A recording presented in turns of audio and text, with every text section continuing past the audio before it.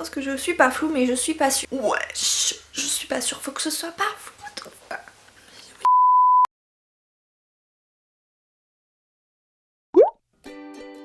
Coucou tout le monde, j'espère que vous allez super bien. Aujourd'hui je vous retrouve pour une nouvelle vidéo où je vais vous donner quelques petites explications sur, les dernières choses qui se sont passées et quelques mésaventures que j'ai pu avoir.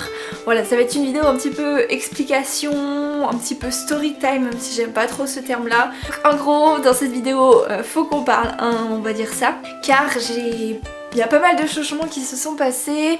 J'ai également eu pas mal de mésaventures lors de mon dernier voyage en Thaïlande et à Bali. Et voilà, j'avais envie d'un petit peu vous raconter ça, mettre ça au clair parce que c'était un peu trop flou. Dans mes vlogs, c'était un peu trop flou, donc je me suis dit on va faire une vidéo posée tranquillou milou. Je vais essayer de pas m'éterniser, même si je pense que, parce que à chaque fois je blablate trop, je vais essayer de résumer ça à peu près. Déjà, première des choses. Je suis de retour à Kangaroo Island. Même si je suis pas dans mon décor habituel, enfin là je suis dans ma chambre en fait, j'ai changé, bref, voilà, on s'en fout. Je suis de retour à Kangaroo Island, alors que je vous avais filmé un vlog disant que je partais de Kangaroo Island. Du coup, vous devez être... But what the fuck. Pourquoi je suis revenue? Tout simplement parce que quand je suis... C'était peut-être 2 jours ou 1 jour avant de partir... en voyage, et il y a mon chef, enfin la femme de mon chef, on s'en fout en fait de qui m'a demandé, enfin qui en gros m'a dit qu'ils allaient devoir trouver quelqu'un pendant 1 mois lorsque je partirai, et parce qu'après ils ferment tout parce que c'est l'hiver en Australie, ils ferment tout en mai, ils ferment l'endroit où je travaille, ils ferment tout en mai. Et du coup, bah, je me suis dit, c'est un petit peu con, ils vont devoir chercher quelqu'un pour 1 mois, enfin ça va être, c'est un petit peu con quoi, la personne va venir travailler 1 mois et après, allez hop, salut. Surtout, bah moi j'étais pas prête à partir vraiment, parce que je me suis vraiment énormément attachée à cet endroit. Je me suis énormément attachée à l'île, aux personnes également, je m'entends extrêmement bien avec ma coloc, c'est ma meilleure amie, c'est ma maman, c'est tout. Et c'est la première fois que je rencontre quelqu'un comme ça, et c'est vrai que j'étais pas prête de partir, puis moi je me sens très bien, j'ai une belle maison et je me sens très bien ici, du coup... C'est vrai que j'étais pas prête à partir, du coup bah en fait c'était un peu la bonne occasion quand mon chef m'a dit bah en fait ce serait bien que tu restes, et j'étais bah ouais, allez hop, carrément, pas de soucis. Du coup je reviens, je suis revenue travailler sur l'île, donc je vais rester jusqu'en mai. Par contre après en mai c'est terminé, je pars vraiment hein. Faut que je continue mon voyage quand même. Mais voilà, je vais rester jusqu'en mai au lieu de rester jusqu'en mars. Tout simplement l'explication, enfin voilà, c'était plein de choses. Puis aussi mon travail qui me plaît énormément, hein, forcément travailler avec les dauphins et les phoques, qui s'en lasserait, qui serait blasé de faire ça, personne. Et clairement bah je suis pas prête à quitter ce travail pour le moment parce que j'aime trop. Donc voilà, c'est plein de petites raisons comme ça. Puis je me suis dit que ben c'est pas grave si je reste au même endroit 1 mois de plus, parce que ça me fait de l'argent en plus pour ensuite travailler, voyager plus longtemps et voir d'autres endroits. Enfin je veux dire, ça ne m'empêche pas du tout après de voyager en Australie. J'ai encore pas mal de temps sur mon visa. Donc voilà, première raison, je suis de retour à Kangaroo Island jusqu'à mai. Ensuite, on va parler de mon petit voyage. Alors, j'avais prévu de vous faire des vlogs vraiment, vous voyez, sur place, genre en mode vlog et tout. J'ai tout filmé avec ma GoPro, sauf que, ben clairement, tout s'est effacé.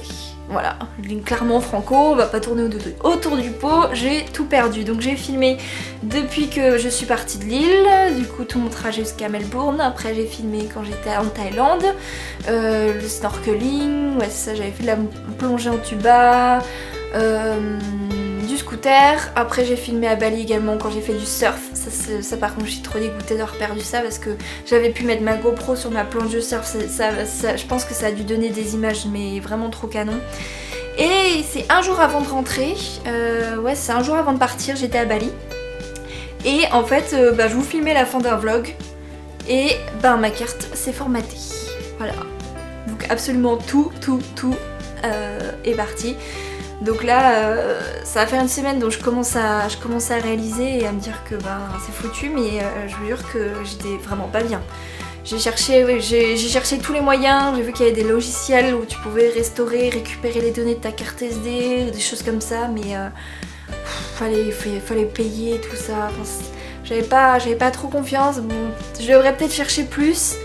Mais bon, je me suis dit, du coup, on va faire différemment. Je voulais vous faire un format vlog, un petit peu daily vlog de mon voyage en Thaïlande et à Bali. Mais du coup, je vais le faire différemment. Je pense que voilà, ce que je vais faire, je vais vous raconter un petit peu ce que j'ai fait. Et ensuite, un peu plus tard, je sais pas quand, je vous posterai un vlog Thaïlande, Bangkok, Phuket et un vlog Bali. Sans vraiment, sans face caméra on va dire, sans moment où je me filme parce que heureusement j'ai pris pas mal d'images avec mon téléphone, donc déjà c'est une bonne chose, je vais pouvoir vous sortir un vlog parce que si j'avais tout perdu là vraiment je pense que je me serais tiré une balle.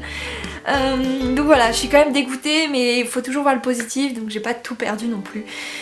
Je vais juste, ça va juste être différent, voilà, c'est pour ça que je vous filme actuellement. Donc, comment s'est passé mon voyage? Mon voyage s'est très bien passé, 1 milliard de personnes me l'ont demandé. Mon voyage s'est très bien passé, mais, voilà, mon voyage s'est très bien passé, mais, voilà, un grand mais majuscule là, qui s'est interposé. Je vais vous raconter tout ça. Je suis partie de l'île des Kangourous le 4 mars. Je suis allée à Adélaïde, donc j'ai pris ma voiture, je suis allée en voiture jusqu'à Melbourne, donc je suis partie de Melbourne. Pourquoi je n'ai pas pris l'avion à Adélaïde? C'est tout simplement parce qu'à Melbourne il fallait que j'y aille pour faire les empreintes pour mon visa pour le Canada, parce que j'ai demandé le visa pour le Canada. Bon, pour l'instant c'est pas sûr que je l'ai, bon bref, dans tous les cas il fallait que j'aille à Melbourne, donc j'ai conduit de l'île jusqu'à Adélaïde. À Adélaïde j'ai passé la nuit chez une amie et après j'ai conduit toute la journée de Adélaïde jusqu'à Melbourne, donc c'était 8 heures de trajet à peu près. Je suis arrivée à l'aéroport de Melbourne, j'ai laissé ma voiture donc sur le parking de l'aéroport, pas trop le choix de la laisser ailleurs, j'ai payé cher, non c'est pas grave. Bref, on s'en fiche. J'ai ensuite pris mon avion, donc c'était un avion avec une escale. Donc d'abord c'était un Melbourne-Singapour, j'ai une escale à Singapour de 2 heures. L'aéroport de Singapour il est incroyable, il est juste incroyable les gens, il y a une espèce de jungle, enfin une espèce de parc dedans, genre ils vendaient des voitures, je sais qu'il y avait un cinéma, j'ai pas vu où, mais il est incroyable l'aéroport de Singapour, tu passes presque la journée dedans, c'est incroyable. Du coup j'ai eu 2 heures d'escale dans cet aéroport, ensuite j'avais mon vol Singapour-Bangkok. Dans ce vol là d'ailleurs j'ai rencontré un gars du Chili. On a discuté pendant tout le vol, c'était trop bien. Ensuite je suis arrivée en Thaïlande enfin, donc à Bangkok à minuit. Donc ouais, c'était un vol de nuit, je suis partie de Singapour. Mais j'explique vraiment comme une merde hein. Bref, je suis partie de Singapour, il était 23h, quelque chose comme ça, ouais, mon vol était à 23h. Et je suis arrivée vers minuit à Bangkok. Ensuite le temps de passer la frontière, tout ça, rentrer sur vraiment, enfin faire tous les papiers. Il était à peu près 1h du matin quand je suis vraiment arrivée, sortie de l'aéroport. Du coup dès que je suis sortie de l'aéroport, première chose à faire quand t'arrives dans un pays étranger, enfin moi c'est ce que je fais en tout cas, c'est de retirer du liquide, retirer des sous, parce que déjà pour payer les transports ou le taxi, je préfère, c'est mieux d'avoir du cash sur soi. Du coup je retire des sous, machin, tout se passe bien. J'étais en train de discuter avec mon ami du Chili et tout. Le truc c'est que j'ai pris l'argent du distributeur, mais je n'ai pas pris ma carte bancaire. Voilà. Donc c'est là qu'on va dire le voyage commence bien, vraiment le début, je vous le dis, ça faisait 1 heure que j'étais arrivée en Thaïlande, voilà, super. Du coup j'ai laissé ma carte bancaire dans le distributeur, il était 1 heure, j'avais 2 jours de trajet dans les pattes, j'étais complètement crevée. Du coup je m'en suis rendu compte très longtemps après. J'ai pris ensuite mon vol pour Phuket, donc je suis pas restée à Bangkok, je suis revenue après. J'ai pris mon vol pour Phuket qui était à 6h du matin, donc j'ai passé la nuit à Bangkok. Je suis arrivée à Phuket à 8h, ensuite le temps de prendre un taxi et tout ça, il devait être... Ouais, je suis arrivée, il était 10h quand je suis arrivée dans mon logement.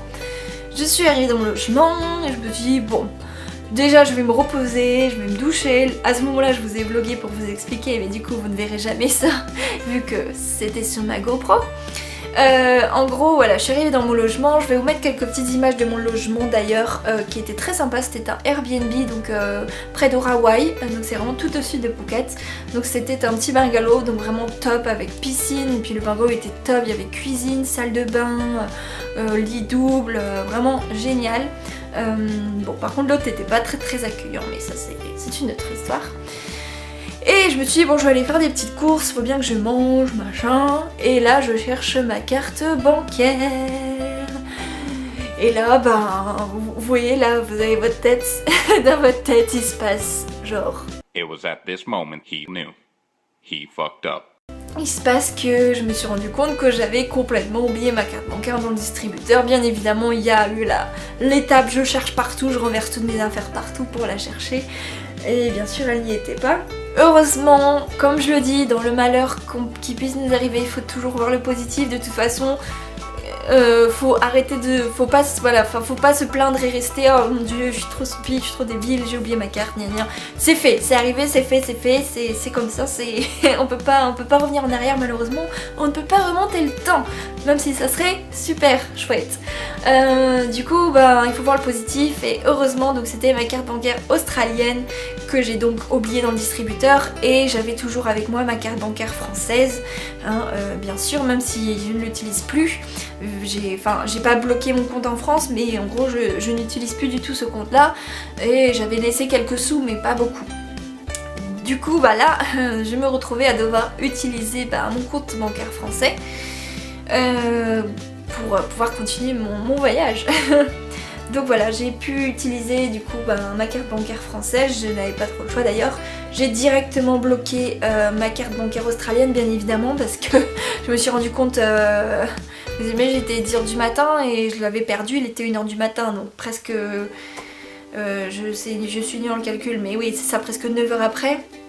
Je me suis rendu compte que j'avais perdu ma carte bancaire donc bien sûr je me suis précipitée pour la bloquer. Par chance pareil, genre vraiment chance, je me dis que dans mon malheur j'ai quand même eu pas mal de chance, rien n'a été prélevé, ma carte bancaire n'a pas été utilisée,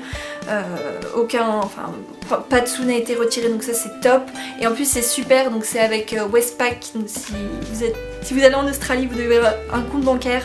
Franchement chez Westpac ils sont top parce que dès que vous bloquez votre carte bancaire et que vous dites que vous l'avez perdue, vous en renvoie une mais directement chez vous, à l'adresse que vous avez donnée en Australie. Du coup dès que je l'ai bloqué ils m'ont renvoyé direct une autre carte bancaire en Australie.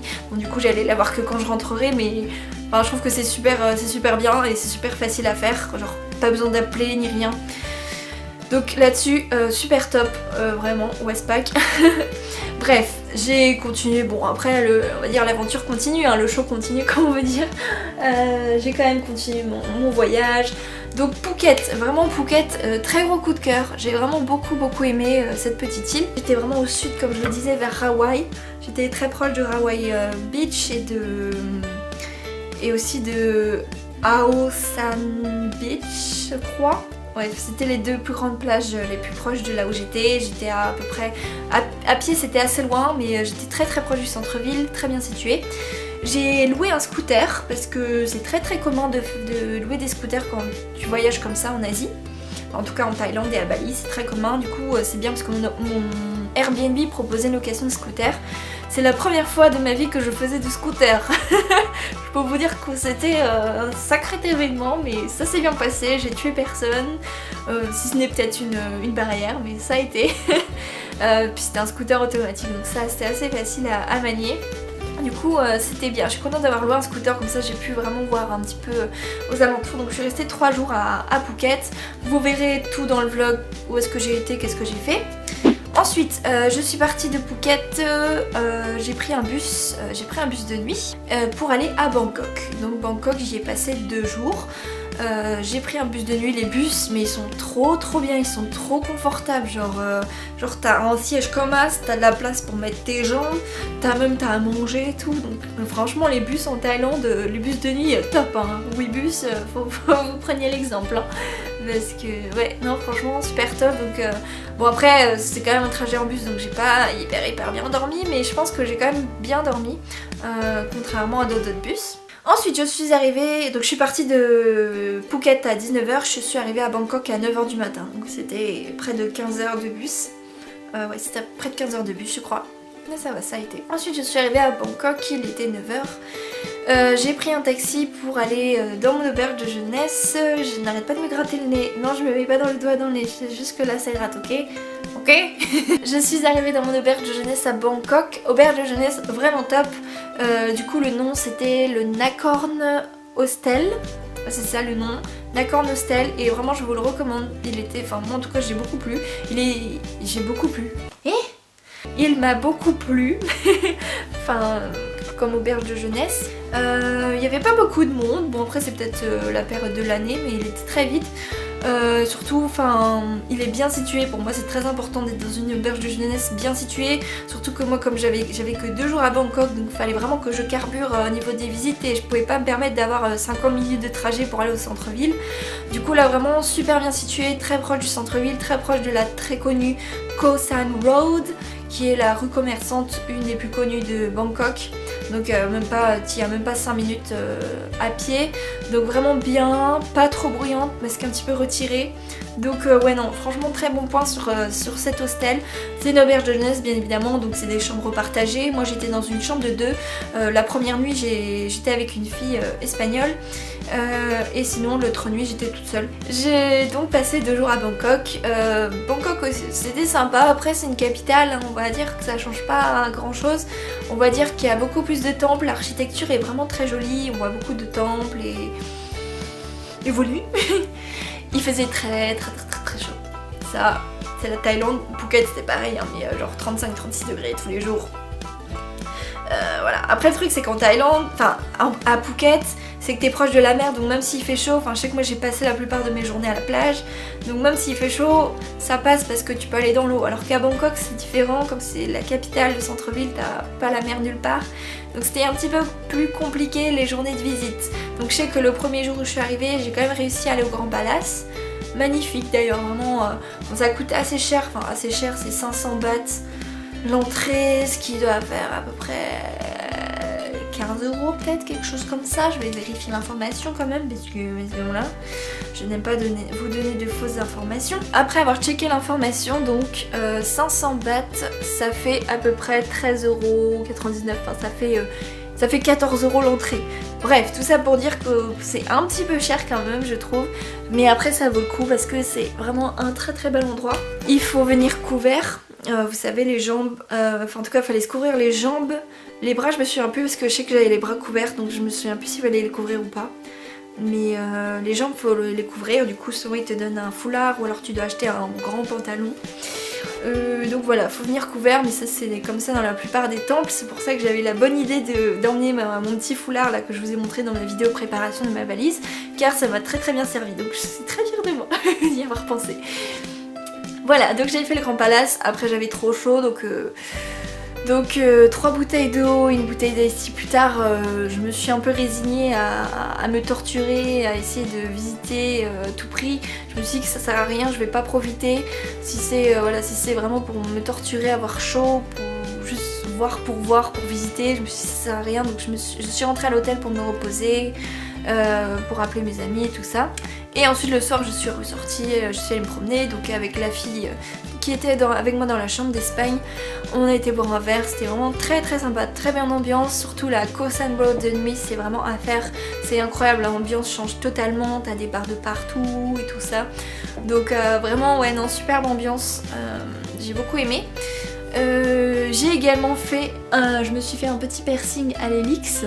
Je sais pas si on va voir, je suis désolée, la mise au point veut pas trop se faire. En même temps, c'est pas super comme plan, genre mon oreille. Mais voilà, en gros, je me suis fait un petit piercing à l'hélix. C'était, on va dire, ma petite folie. Enfin, voilà, vraiment, genre, rien du tout. Mais je sais qu'il y en a qui se font des tatous et tout. Tatous, je suis pas trop, pour l'instant, je suis pas trop motivée, peut-être plus tard. Mais je sais que ça, je voulais vraiment le faire depuis très longtemps. Ça fait depuis près depuis près de 2 ans que j'ai cette idée en tête.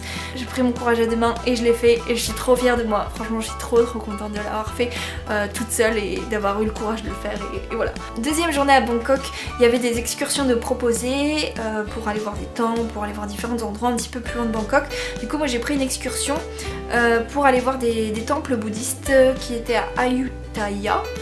C'est ça, c'est à peu près à 1 heure de Bangkok et du coup c'était une excursion toute la journée de 8h du matin jusqu'à 15h, quelque chose comme ça. Et du coup on a visité 6 temples, vraiment mais magnifiques. En plus ils étaient tous différents, donc t'en avais qui ressemblaient plus un peu à des temples incas, un peu ouais, un petit peu, il y en a qui étaient un peu moins bien conservés, t'en avais qui étaient très bien conservés. Alors franchement j'ai adoré, donc pareil il fallait être couvert, en tout cas les épaules et les jambes. Du coup moi j'avais pensé à me couvrir, enfin je portais du coup quelque chose de long. Je vous mettrai une photo de ma tenue, mais il faisait chaud et même si c'était des vêtements très fins que j'avais, oh mon dieu mais j'avais chaud, oh là là il faisait chaud, c'était horrible. Mais bon c'était quand même très intéressant et très joli. Du coup, dernière journée à Bangkok, le lendemain j'ai pris mon avion, direction Bali. Donc avant de fermer cette parenthèse Thaïlande, je voulais faire un petit bilan. Thaïlande vraiment très gros coup de cœur, surtout pour Phuket. Bangkok je pense j'y ai pas passé assez de temps mais j'ai aussi un très bon souvenir et j'ai eu un très bon feeling avec Bangkok. Ouais, donc Thaïlande vraiment ça m'a beaucoup plu, la culture, les gens, même je trouvais que les gens des fois n'étaient pas très polis, pas très souriants, donc peut-être je suis tombée sur des mauvaises personnes, mais en général ils sont toujours très serviables, vraiment voilà, très gentils, très respectueux, donc j'ai vraiment beaucoup aimé Thaïlande, vraiment gros coup de cœur, je vous recommande énormément. Donc n'hésitez pas à me demander si, voilà, si vous avez des petits conseils en commentaire. Voilà, donc on ferme la parenthèse Thaïlande pour ouvrir Bali. Alors, Bali, je suis mitigée. Ouais, on va dire mon avis mitigé. Très mitigé par Bali. Donc déjà, du coup, j'ai pris mon avion pour Denpasar. Donc c'est, on va dire, la plus grande ville de l'île. Enfin, c'est là que tu es obligé d'arriver pour aller à Bali. Tu es obligé d'arriver à Denpasar. Dans tous les cas. Du coup je suis arrivée à Denpasar vers 22h, c'était un vol assez tard. Ensuite j'ai pris le taxi pour aller jusqu'à mon Airbnb. J'avais aussi un Airbnb un peu comme à Phuket, c'était pareil, des bungalows un petit peu séparés, mais différents. Déjà c'est pas que j'ai été déçue, j'aime pas parce que ça fait la fille qui se plaint alors que j'avais quand même un très bon logement. Enfin déjà j'avais ma propre chambre, j'avais un grand lit et tout, mais je sais pas, genre déjà je suis arrivée dedans et c'est triste. La lumière elle est hyper froide, vous savez c'est les lumières blanches là, vraiment très froides, ça faisait hôpital, il y avait 1 ou 2 tableaux au mur et puis la chambre était immense. Bon après je vais pas me plaindre parce que t'as des trucs minuscules mais là c'était vraiment immense et froid et impersonnel et je me sentais pas chez moi en fait quand je suis rentrée. J'avais l'impression de rentrer chez quelqu'un d'autre ou de rentrer chez quelqu'un qui n'habitait plus là depuis des années. Donc je me sentais vraiment pas bien quand je suis arrivée dans la chambre, j'ai pas eu une très bonne impression. Et puis aussi la salle de bain. C'est dommage parce que du coup je vous avais fait un room tour, toujours pareil avec ma GoPro, du coup room tour que vous ne verrez pas. Je vais vous mettre quand même quelques petites images de ma chambre. Mais la salle de bain, j'ai été très surprise. Déjà quand tu arrives dans la salle de bain, t'as une table, t'as un frigo, ce qui est normal dans une salle de bain d'avoir un frigo. Ensuite t'as l'évier. Après t'as un grand espace vide où il n'y a rien. Mais il n'y a rien, il n'y a même pas de toit les gars. Genre, il y avait un endroit où voilà, il n'y avait pas de toit. Et après t'as un autre endroit avec séparé par un rideau où t'as la baignoire et les toilettes. Mais je sais pas, genre l'architecture... J'arrive plus à parler. L'architecte... Putain l'architecteur mais... mais je suis pas bien moi. L'architecte qui a fait cette salle de bain, je pense qu'il avait un petit coup dans le nez quand même, non? Parce que franchement, déjà oublier une partie du toit, puis mettre... Bon, après ça c'était pas l'architecte, mais mettre le frigo dans la salle de bain, c'est pas très logique quoi. Donc déjà, enfin voilà, je suis arrivée, ça m'a un peu perturbée. Et puis très bruyant quoi. Après, super bien situé, très très bien situé, vraiment proche du centre-ville, des restaurants, il y avait un petit supermarché qui était à même pas 1 minute à pied, pareil très proche de la plage, 10 minutes à pied de la plage, donc vraiment l'emplacement nickel, donc ça c'est cool. Mais voilà, du coup comme c'était, on va dire oui c'est normal que ce soit bruyant vu que c'était vraiment au plein cœur du centre-ville, mais c'est pas comme à Bangkok où c'était aussi proche du centre-ville mais quand même un peu retiré, donc c'était quand même calme, alors que là c'était vraiment mais en plein dedans, quoi, en plein dans la foire, t'avais tout le bruit, tout le bordel de la rue, tu l'avais dans ta chambre, donc c'était pas, non c'était pas top. Et puis pareil, genre c'était bruyant, puis pas très... En fait t'avais des vendeurs juste à côté, vous savez les vendeurs ambulants. Du coup moi je sais que je me sentais pas trop en sécurité, je fermais tout le temps ma porte à clé, même quand j'étais à l'intérieur. Je pouvais pas ouvrir j'avais un rideau, sauf que le rideau, enfin la fenêtre donnait sur... pas sur la rue mais donnait sur l'endroit où il y avait les vendeurs ambulants, donc moi j'avais pas trop envie d'ouvrir mon rideau. Du coup j'ai passé ma semaine dans le noir, avec la lumière blanche d'hôpital. Donc voilà, c'était pas, franchement pas très joyeux comme endroit, donc je me suis pas sentie très bien. Ensuite j'ai été faire des petites courses et genre j'ai fait 1 mètre à pied et t'as les gens ouais machin, ils vendaient des sandales, des dû changer de carte mémoire, donc désolée si ça a coupé, je sais plus trop ce que je voulais dire.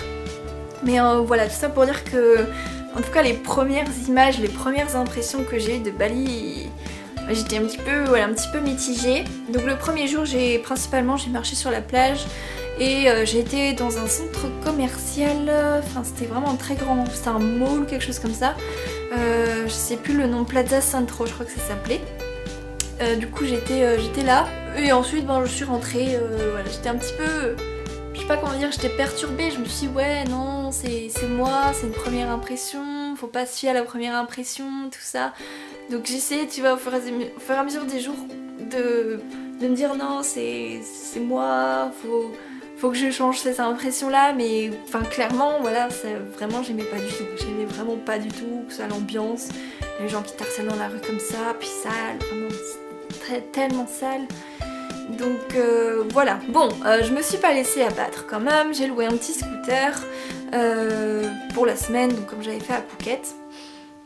Et ensuite j'ai pu bouger un petit peu, donc j'ai été à Tanalot, donc c'est un grand temple hindouiste, donc c'était très très joli, donc ça vous verrez dans quelques images du vlog. Et j'ai également pris un cours de surf parce que j'avais vraiment envie d'essayer de faire du surf.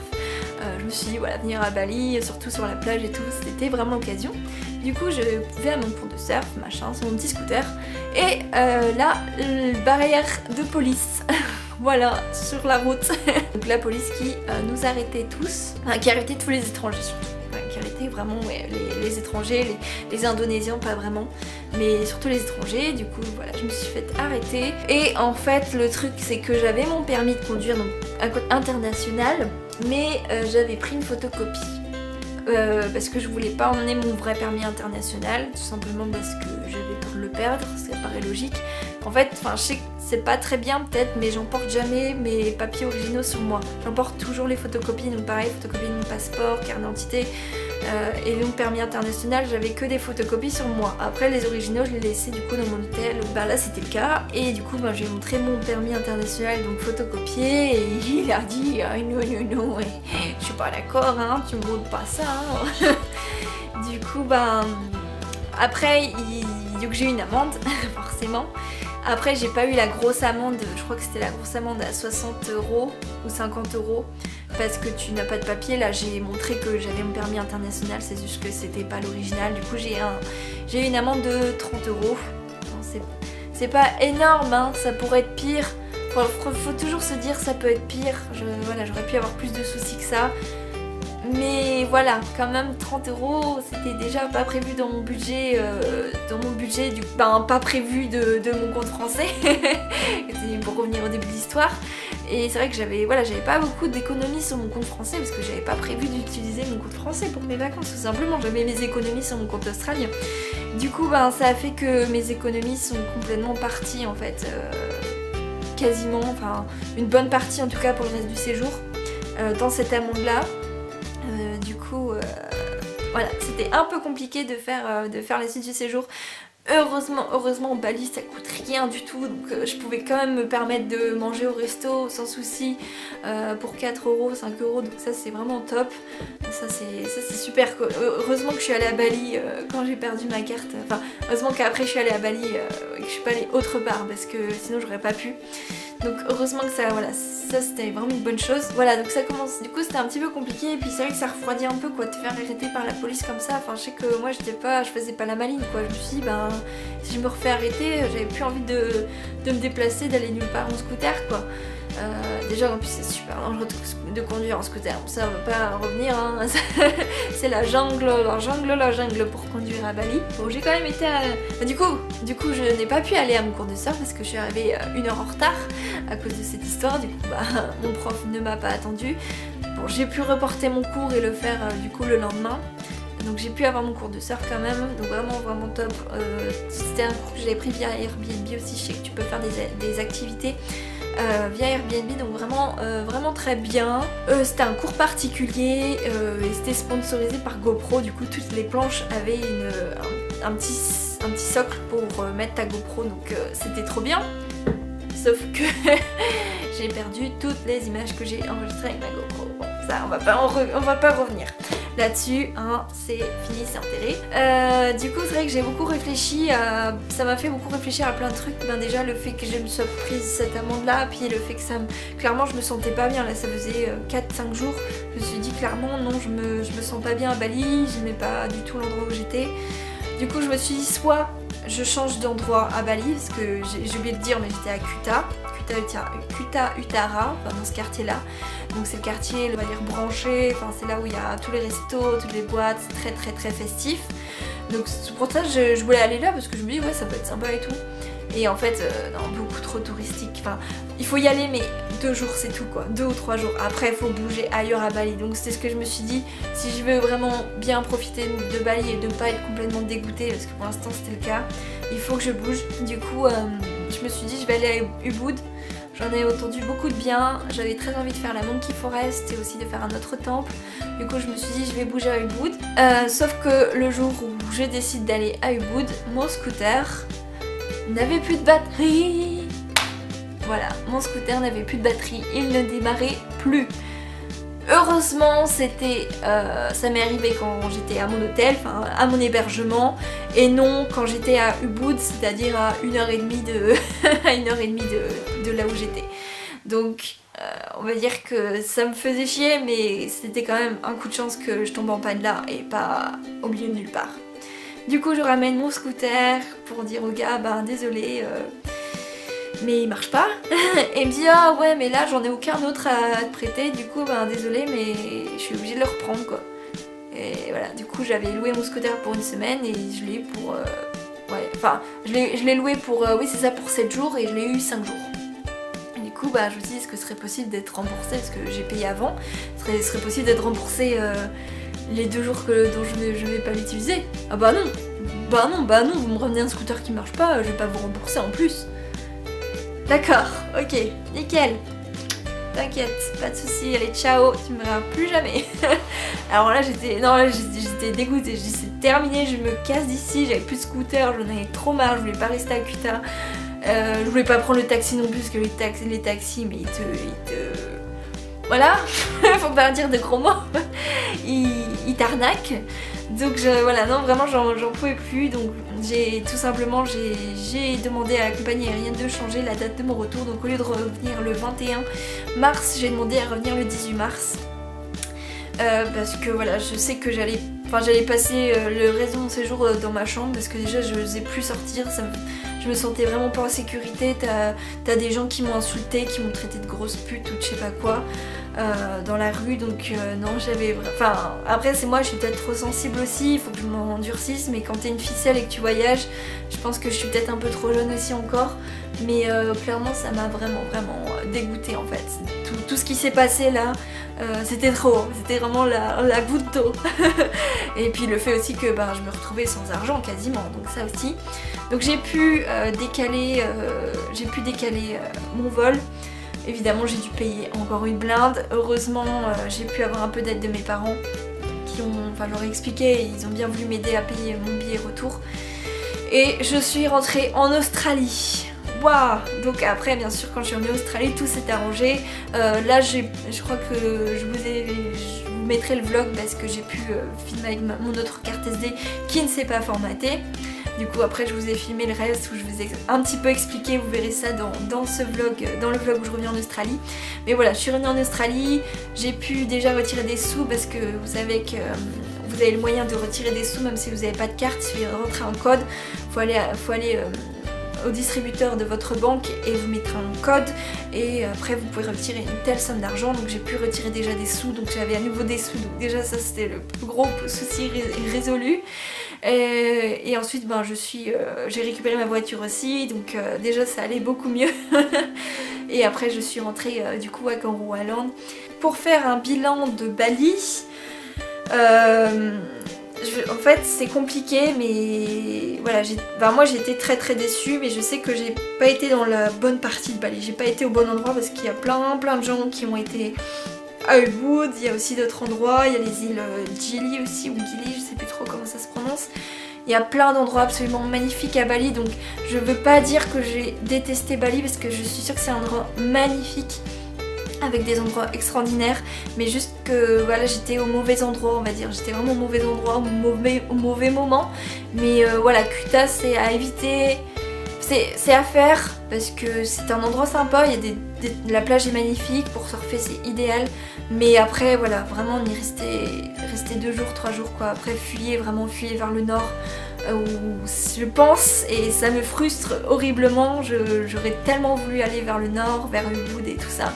Je pense que ça m'aurait beaucoup plus plu, mais voilà, clairement de ce que j'ai vu, de ce que j'ai fait, ben... Et puis aussi je pense que c'est le fait d'avoir eu plein de petits soucis comme ça, de petites mésaventures, je pense que ça aussi ça a vachement joué. Mais clairement voilà, j'ai pas apprécié, mais après je veux vraiment laisser une seconde chance à Bali, je voudrais vraiment y retourner et cette fois aller vers Ubud, vers le nord, vers les îles. Je voudrais donner une seconde chance à Bali parce que ben clairement là ça s'est mal passé, mais je suis sûre que si j'y retourne et que je vais ailleurs ça se passera bien et je vais adorer Bali parce que ben, j'en entends que du bien, donc c'est vrai que j'étais un petit peu déçue d'être aussi déçue on va dire. Bon c'est terminé, je pense que j'ai dû filmer pendant 45 000 heures, surtout si j'ai dû changer ma carte SD de 54 Go, c'est pas très bon signe. J'espère que cette vidéo vous aura plu, je vous retrouve très bientôt avec les vlogs pour que vous voyez un petit peu en image ce que je vous ai raconté. Je vous fais plein de très gros bisous et je vous retrouve très bientôt pour une nouvelle vidéo. N'oubliez pas de vous abonner, de laisser un commentaire. Voilà, je vous retrouve très bientôt. Ciao. Ok. J'ai filmé pendant